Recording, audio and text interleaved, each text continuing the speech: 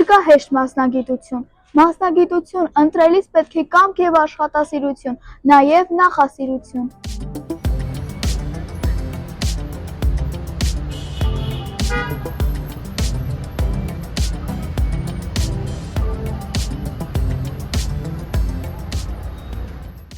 Ես Անգելինան եմ, ով հետաքրքրված է տարբեր մասնագիտություններով և այսօր կուսումնասիրեմ ծառամարտը, նրա ուժեղ կողմերը և հմտությունները։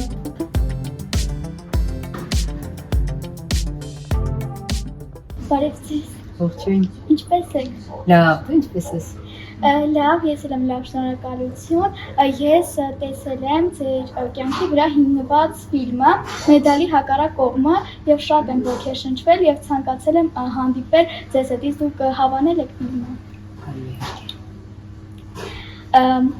Ես գիտեմ, որ դուք Եվրոպայի կրկնակի չեմպիոն եք և աշխարհի չեմպիոն եք,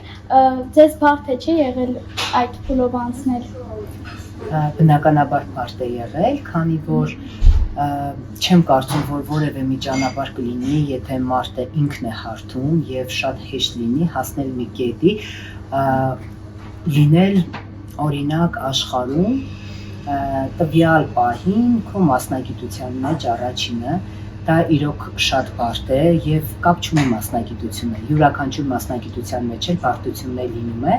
ու շատ կարևոր է մի բան հաշվի առնելը, երբեք այդպիսի ճանապարհը հեշտ չի լինում ու յուրաքանչյուրը պետք է դա գիտակցելով կարողանա անցնել այդ ճանապարհը։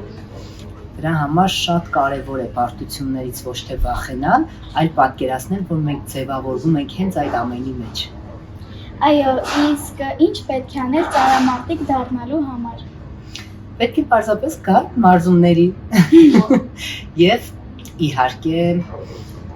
աշխատասիրությունը բնականաբար, որ ամենակարևորներից մեկն է, նաև կարգապահություն։ Դա ոչ միայն ծառամարտին է վերաբերում, այլ յուրաքանչյուր մասնագիտության։ Իսկ ձեզ ոգևորած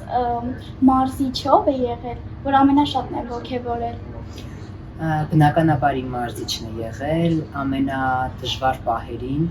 եւ կյանքի հետ կապված եւ սպորտի հետ կապված, հիմա էլ տեսեք, մեզ արդեն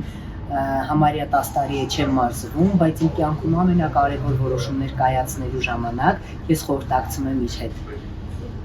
Շնորհակալություն, շատ հաճելի էր ձեզ հետ զրուցել։ Շնորհակալ եմ ձեզ հետ էլ։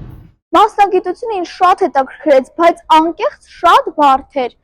Կորոշեմ, արդյոք ընտրեմ, թե ոչ, թե ինչ, լավ եղեք, ստեսություն։